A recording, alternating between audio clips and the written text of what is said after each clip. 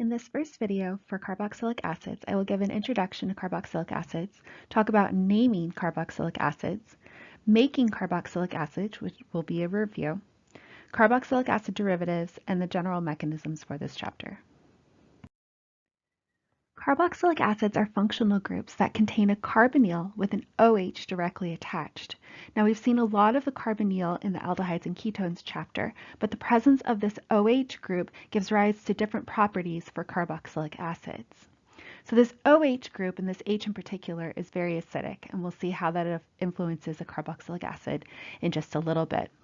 The OH also contributes to carboxylic acids having higher boiling points than most other functional groups. And that's because carboxylic acids are capable of dimerizing. And dimerizing is when two molecules of the same type interact with one another. Now we saw this concept in the IR chapter when we were talking about why carboxylic acids tend to have the broader peaks for this OH group. So when one carboxylic acid comes in contact with the other, the OH of one carboxylic acid group can interact with the carbonyl oxygen of the other. And then the OH of the first molecule can interact with the oxygen of the second one. So this type of double hydrogen bonding is the result of dimerization. And this means that carboxylic acids tend to have higher boiling points.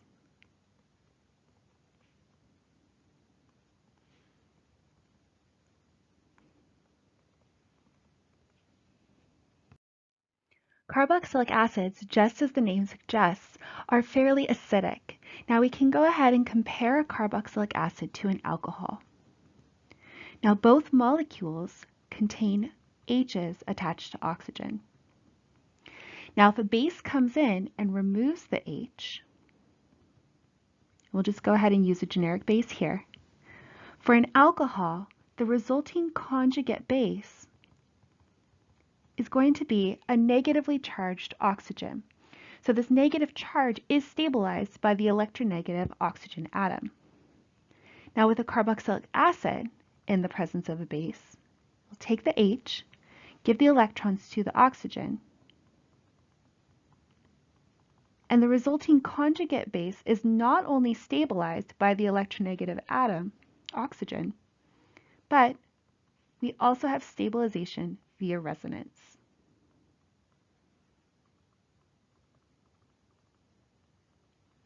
So we end up with two resonance structures as a result of removing the acidic H from a carboxylic acid. So this additional resonance stabilization is going to make carboxylic acids significantly more acidic than alcohols. The approximate pKa for an alcohol is around 16, whereas the pKa of a carboxylic acid is around 4.75.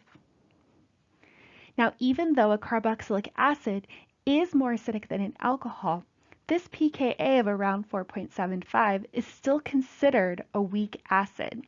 Strong acids tend to have pKa's in the negative region. So even though a carboxylic acid is fairly acidic, it's not going to be as acidic as the more acidic molecules such as HCl, HBr, sulfuric acid, etc.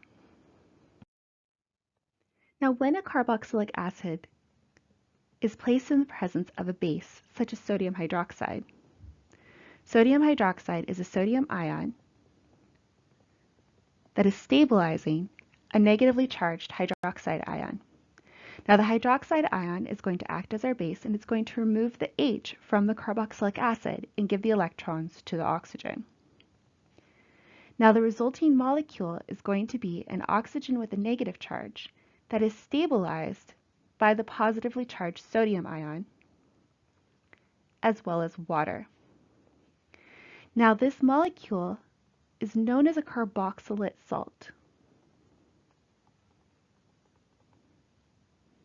And carboxylate salts are important because carboxylic acids exist as carboxylate salts in our bodies due to the pH of blood.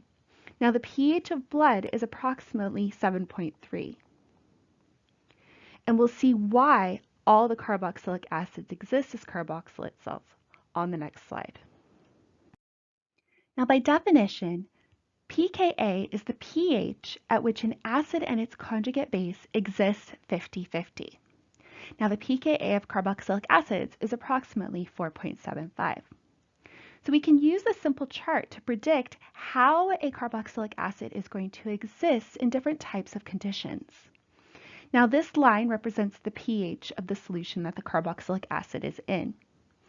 Now, at this point, 4.75, we know that 50% of the carboxylic acid will be in its protonated form, and the other 50% will be in its deprotonated form. So what this means is if we put our carboxylic acid in a solution that has a lower pH, meaning a more acidic solution, we're going to see increasingly protonated concentration of the carboxylic acid. However, if we take our carboxylic acid solution, our 50-50 solution, and put it in pH that are higher than the pKa, these are going to be more basic solutions, we're going to see an increasing amount of deprotonated carboxylic acid, or the carboxylate salt. So if we were to take a carboxylic acid and put it in our bodies, which have a pH of about 7.3, we can see that this 7.3 range falls into the range of having more of the carboxylate salt. Now, this is going to become important when we're analyzing the structures of proteins, which are made up of amino acids. Several amino acids have carboxylic acid functional groups, and it's important to know how they exist in normal physiological conditions. So we will revisit this again when we look at amino acids towards the end of the course. Now, when it comes to naming carboxylic acids, we will follow the same principles that we've learned with the other functional groups. So first, we'll start with this molecule, and we'll start by finding the longest chain of carbons. So we have 1, 2, 3, 4. Now we will number our longest chain of carbons, giving carbon number 1 to the carboxylic acid carbon. Now we have a methyl group on carbon 3, so we'll start with that. Then we have a 4-carbon chain, so that usually would have the name butane. But instead of an E, we're going to end it with oic acid. And the oic and acid are separated by the space. Now sometimes butanoic acid has a common name, which is butyric acid. So we can also write this as 3-methyl butyric acid. And there's a few other common names that we'll go over in a little bit, but you should be able to recognize these two. Now, when you have a carboxylic acid attached to a cycloalkane, this is going to be a slightly different naming. Instead of numbering the cycloalkane, we're simply going to name the cycloalkane and follow it up with the word carboxylic acid. So we have a 5-carbon cycloalkane here, which would be cyclopentane. Then we have a carboxylic acid attached, so we'll just attach carboxylic acid to the name. So here are some examples of common names for common carboxylic acids. So we have our simplest carboxylic acid, which is formic acid. Now this one's a little different because it looks like it has an aldehyde functional group as well as a carboxylic acid functional group. But this in general acts as an acid. Next we have acetic acid, which is the main component of vinegar. Then we have benzoic acid, so a carboxylic acid attached to a benzene ring. Then we saw the 4-carbon chain could be written as butanoic acid, or butyric acid is its common name. And then for a 3-carbon chain, this would normally be known as propanoic acid, but it's often referred to as propionic acid. So be familiar with these 5 names of the common carboxylic acids. Now we've already learned several different ways to prepare carboxylic acids from other functional groups. So starting off, we know that we can take an alkyne and perform ozonolysis to create a carboxylic acid. So this is material from chapter 9. We also learned that we can take a primary alcohol and oxidize it to a carboxylic acid using chromic acid conditions. So this is from chapter 12.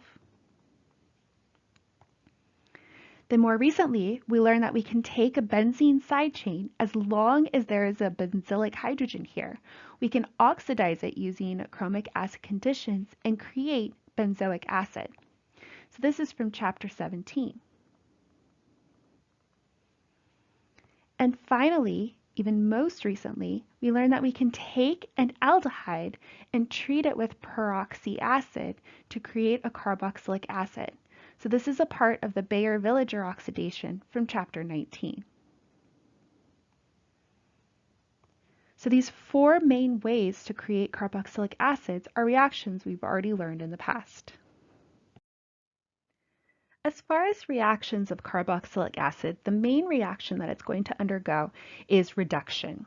So that is when we take a carboxylic acid, treat it with a reducing agent such as lithium aluminum hydride, and this is the only one we can use. The sodium borohydride is too weak to work on a carboxylic acid. Then we follow it up with water, and we can turn a carboxylic acid into a primary alcohol. Now, carboxylic acids are fairly limited in synthesis, but they can be converted into other derivatives that are much more useful. So for example, we can turn a carboxylic acid into an acid chloride or an acid anhydride. Both of these are useful in synthesis.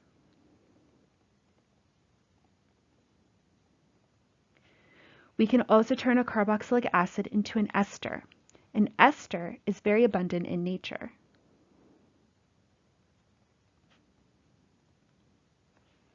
We can also turn a carboxylic acid into an amide. And an amide is very important in nature as well, as amide bonds make up proteins.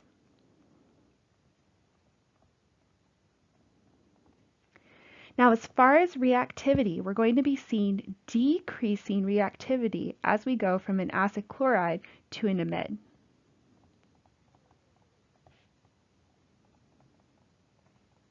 So our most reactive and most useful derivatives are going to be the acid chloride and the acid anhydride. So we'll be looking at each one of these in later videos. Now with aldehydes and ketones, the main type of mechanism we saw was nucleophilic addition. With the carboxylic acid derivatives, the main type of mechanism is called a nucleophilic acyl substitution. In this mechanism, we're going to have a carboxylic acid derivative, such as this acid chloride, and in the presence of a nucleophile, such as methoxide, it's going to come in and attack the carbonyl carbon, kicking the electrons up onto oxygen. The exact same first step that we saw in the previous chapter.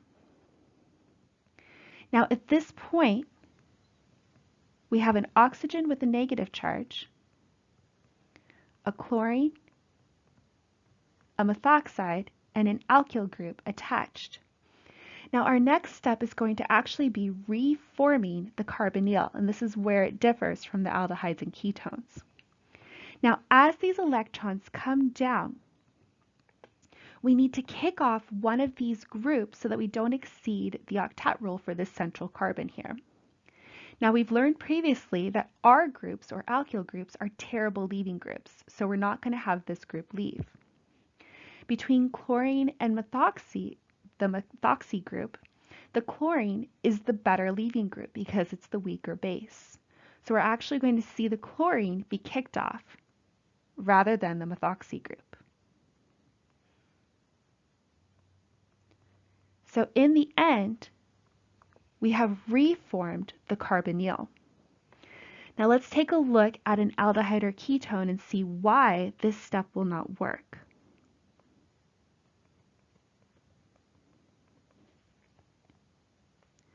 So if we take an aldehyde, have our nucleophile attack,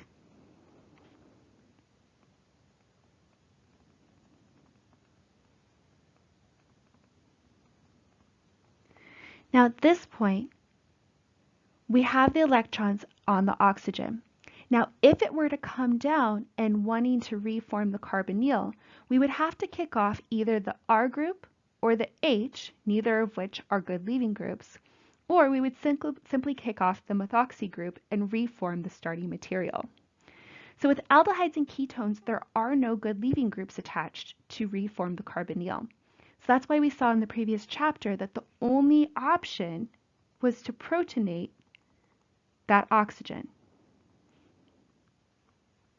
So that is one of the main differences with our carboxylic acid derivatives and the aldehydes and ketones.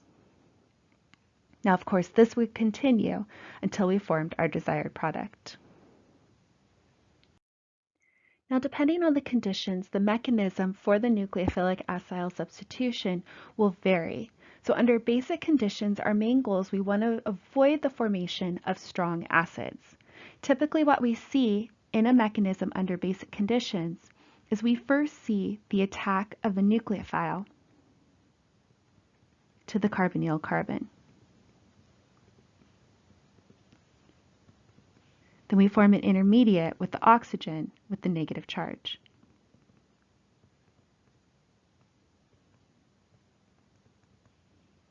We typically don't see many positive charges under basic conditions unless nitrogen is being used.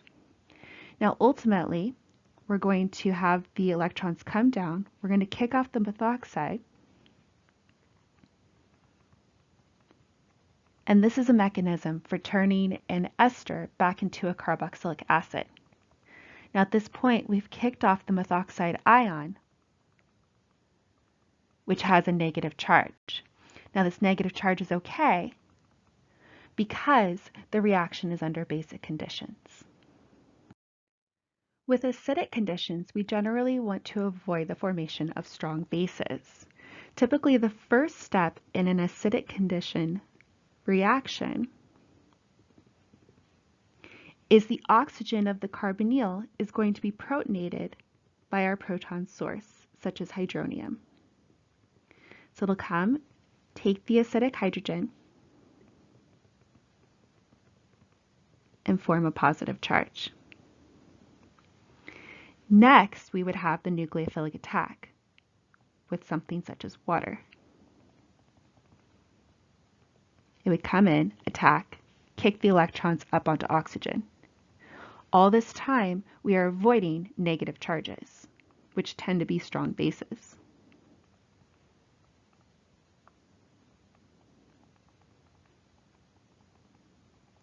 Again, we have an intermediate with a positive charge. So this would continue, but at no point will we have a negative charge in this mechanism.